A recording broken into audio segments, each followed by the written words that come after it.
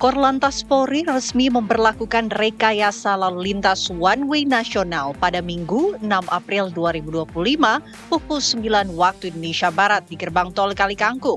Flag off ini dipimpin langsung oleh Kapolri Jenderal Listio Sigit Prabowo bersama para menteri dan pejabat terkait.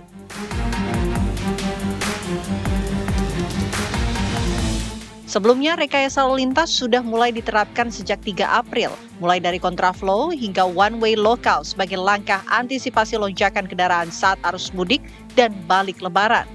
Namun dengan diberlakukannya one-way nasional dan kontraflow secara bersamaan, sejumlah pertanyaan pun muncul. Sejauh mana kesiapan infrastruktur tol, khususnya rest area, dalam menampung ledakan volume kendaraan dan pemudik? Bagaimana sistem pengawasan di lapangan akan berjalan? Apakah skema ini akan efektif saat puncak arus balik Lebaran 2025? Baru saja kita melaksanakan kegiatan flag off untuk one way nasional. Setelah kita melaksanakan evaluasi bersama antara tim dari Kementerian Perhubungan, Jasa Marga, dengan jajaran lalu lintas, berdasarkan hasil traffic counting yang kita ikuti mulai dari kemarin sore sampai dengan tadi malam, karena memang sudah melebihi rata-rata yang kemudian kita putuskan bahwa pagi ini one way nasional dilaksanakan mulai dari kilometer 414 sampai dengan kilometer 70. Dan kemudian nanti akan dilanjutkan dengan kontraflow 2 lajur dari kilometer 70 ke kilometer 1 lajur dari kilometer 36. Tentunya kita juga tetap mempersiapkan alternatif lain apabila dengan one way nasional ini ternyata kemudian tetap masih ada kemacetan, dengan mempersiapkan strategi, mempersiapkan Cisumdawu untuk menjadi pengurai, dan juga kita sudah rapat bahwa apabila itu diperlukan untuk tarif tolnya akan digratiskan. Kemudian juga untuk dari Jawa Barat, dari DKI yang mengarah ke Jawa Barat tetap bisa berjalan. Nah, kita siapkan jalur sehingga kita harapkan baik yang dari barat ke timur ataupun timur ke barat sama-sama bisa berjalan. Dan tentunya kegiatan one way ini akan terus kita ikuti dinamikanya di lapangan, dan harapan kita pemudik tetap hati-hati karena kita mengharapkan mereka bisa sampai di Jakarta ataupun sampai tempat tujuan dengan aman dan dengan selamat.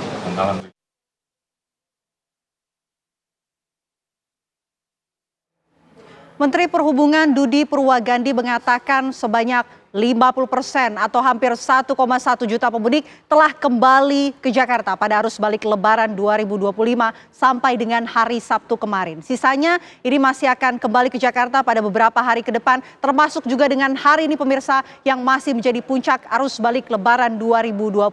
Dan untuk mengantisipasi adanya lonjakan pemudik yang akan kembali ke Jakarta, Korlantas Polri menerapkan one way nasional yang diberlakukan mulai Minggu pagi hari ini dari gerbang tol Kalikangkung. Lantas, apakah penerapan rekayasa lalu lintas seperti one way lokal, kemudian one way nasional, dan juga kontraflow ini efektif untuk mengatasi adanya lonjakan pemudik yang akan kembali ke Jakarta? Kita akan membahasnya pemirsa. Malam hari ini bersama dengan sejumlah narasumber, saya mau sapa terlebih dahulu yang sudah hadir di studio TV One. Assalamualaikum, selamat malam. Ada Pak Yayat Supriyatna, pengamat transportasi. Mohon maaf lahir batin Pak Yayat. Sama-sama Mbak Vena. Sehat Pak Yayat? Baik, sehat. Assalamualaikum warahmatullahi wabarakatuh. Waalaikumsalam warahmatullahi wabarakatuh. Selain Pak Yayat, pemirsa, saya juga tersambung bergabung bersama dengan dua narasumber saya. Pertama saya mau sapa terlebih dahulu ada Kombes Aris Syahbudin selaku Kabak Ops Korlantas Polri. Assalamualaikum, selamat malam Pak Aris. Waalaikumsalam Mbak Pena. Baik. Selamat malam. Selamat malam Pak Aris. Selain Pak Aris juga kami sudah terhubung bersama dengan influencer otomotif. Sudah ada Mas Ridwan Hanif. Assalamualaikum, selamat malam Mas Hanif. Waalaikumsalam, malam Mbak. Oke, baik. Mungkin saya pertama mau ke Pak Aris terlebih dahulu. Pak Aris, sejak pagi hari ini, hari Minggu pagi, rekayasa lalu lintas one way nasional ini sudah diterapkan dimulai dari gerbang tol Kali Kangkung. Tapi Pak, banyak yang bertanya-tanya apa sebetulnya perbedaan antara one way nasional dan juga one way lokal. Pak Aris. Baik Mbak Pena, jadi pemberlakuan one way lokal itu kita lakukan berdasarkan penggal-penggal ruas yang memang dianggap terjadi kepadatan dan kita bisa memaksimalkan ruas tersebut dengan beberapa pertimbangan, antara lain ruas tersebut mungkin arah sebaliknya itu tidak terlalu padat hingga kita bisa memaksimalkan di lokasi-lokasi mana yang memang perlu terjadi penarikan dan pemaksimalan ruas-ruas jalan tersebut yang ada. Kita ketahui bahwa one way atau kontraflow adalah upaya kita untuk menambah kapasitas arus lalu lintas yang dapat dilintasi pada ruas-ruas jalan tertentu termasuk ruas tol maupun jalur arteri. Karena terjadinya ketidakseimbangan antara ruas yang berlawanan. Jadi kita ketahui pada saat arus mudik itu lebih banyak kendaraan yang keluar ke arah dari Jakarta, baik itu ke arah timur, selatan maupun ke arah barat. Namun begitu arus balik itu kendaraan akan lebih mendominasi dari wilayah yang luar menuju arah Jakarta. Dan ini kita buat keseimbangan dengan memanfaatkan ruas-ruas tersebut. Jadi kita lakukan kegiatan tersebut bersifat lokal apabila memang bangkitan arus berdasarkan perhitungan kita hanya di ruas-ruas tertentu, hanya di spot-spot tertentu. Namun berdasarkan perhitungan kita, mulai tanggal 5, tanggal 6, dan tanggal 7 ini menjadi diproyeksi akan menjadi puncak arus mudik.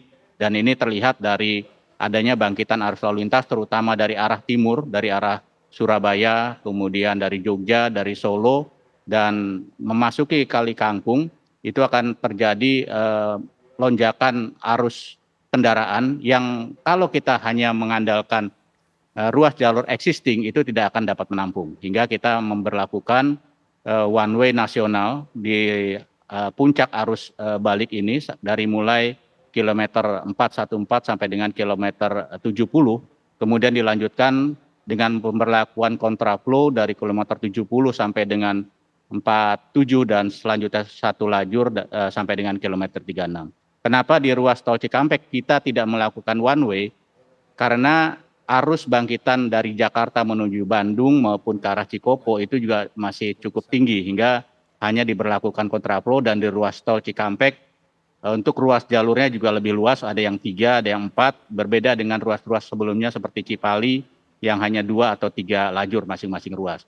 Jadi demikian perbedaan antara pemberlakuan one way, baik itu lokal maupun nasional, maupun pemberlakuan kontraflow berdasarkan karakteristik permasalahan yang dihadapi di masing-masing ruas jalan tersebut. Demikian Mbak Pen. Baik, Pak Aris, untuk penerapan rekayasa lalu lintas ini diberlakukan secara situasional atau ada waktu tertentu sampai rekayasa lalu lintas seperti one way nasional, one way lokal sampai dengan kontraflow ini akan diterapkan tentunya di masa puncak arus balik lebaran ini?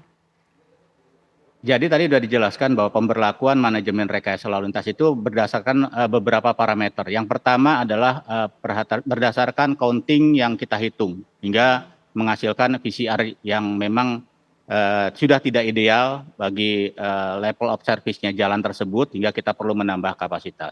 Setelah itu kita akan memperhatikan bangkitan arus lalu lintas yang ada.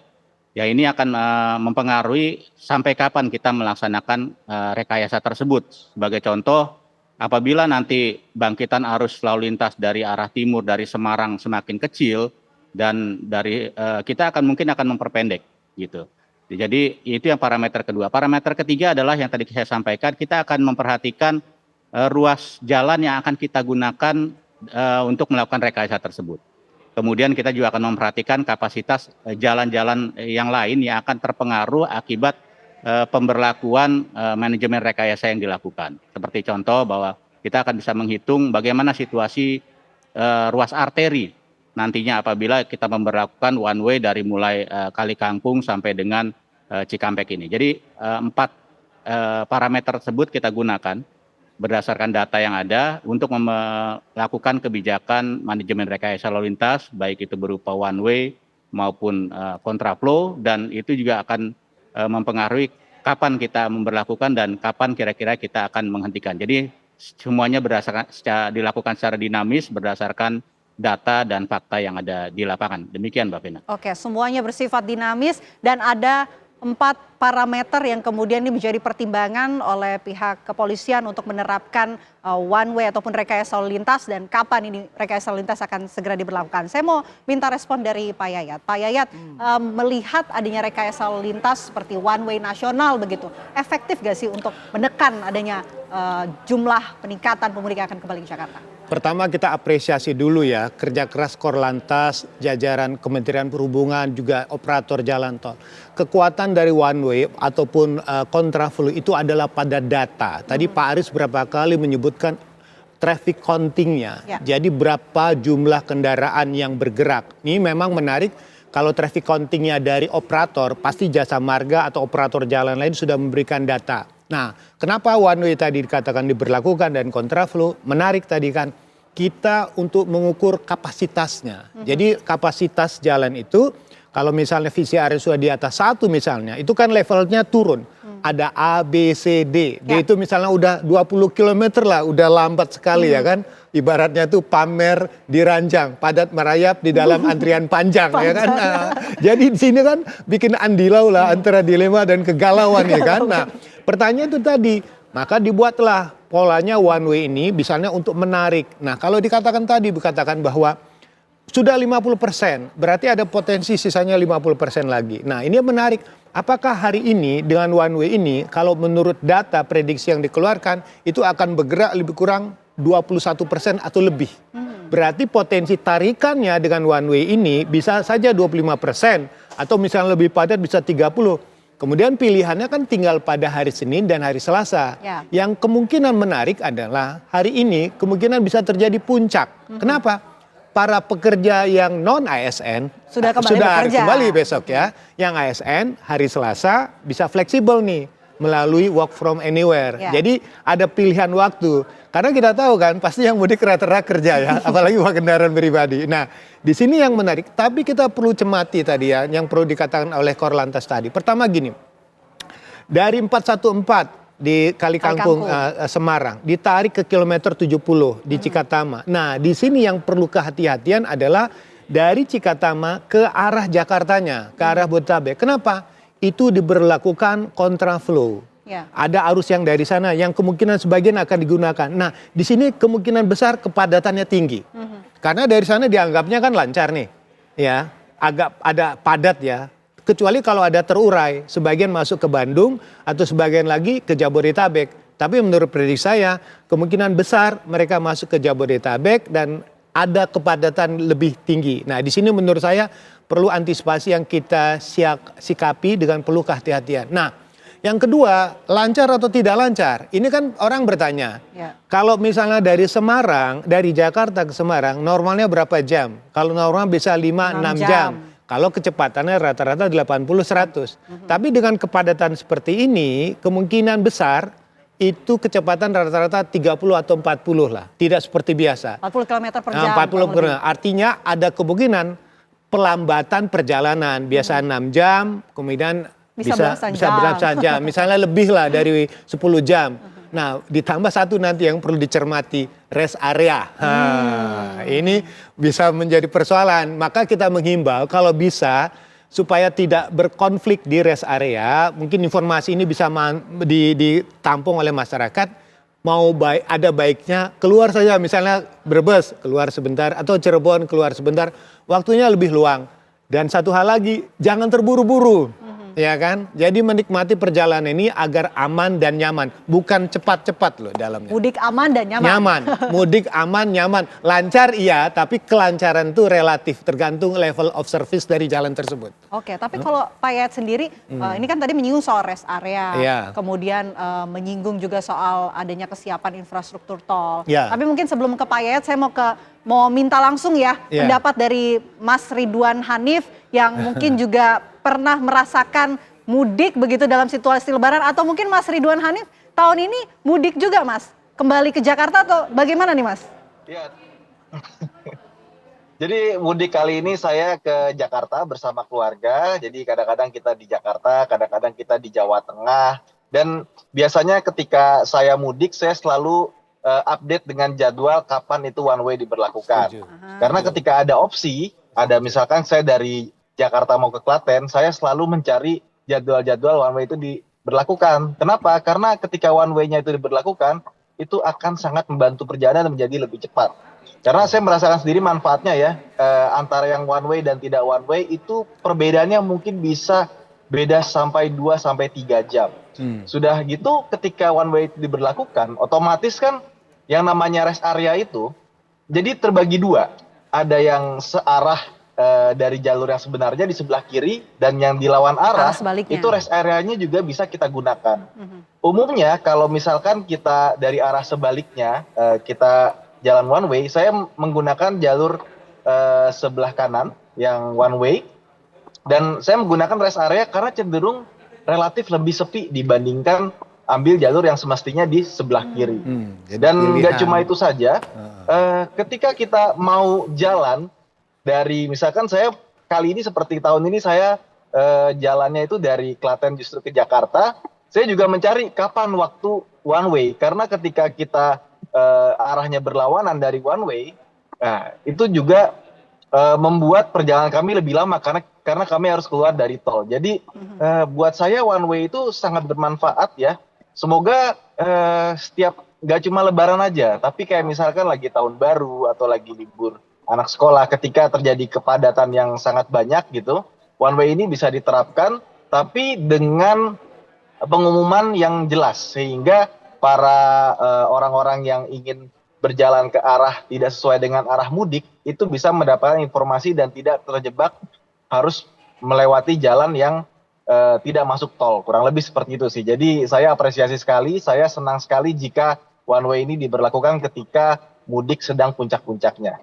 Oke, seperti Mas Ridwan Hanif, ini adalah salah satu mungkin masyarakat, contoh masyarakat yang selalu mengupdate informasi sebelum melakukan perjalanan mudik kembali ke Jakarta. Ini memang harusnya dilakukan. Ditahan dulu, Pak Yayat, ditahan dulu. Kita masih panjang segmennya. Karena usai jeda mungkin Pak Yayat ada yang ingin disampaikan, tapi nanti usai jeda Apa Kabar Indonesia Malam akan kembali untuk Anda sesaat lagi.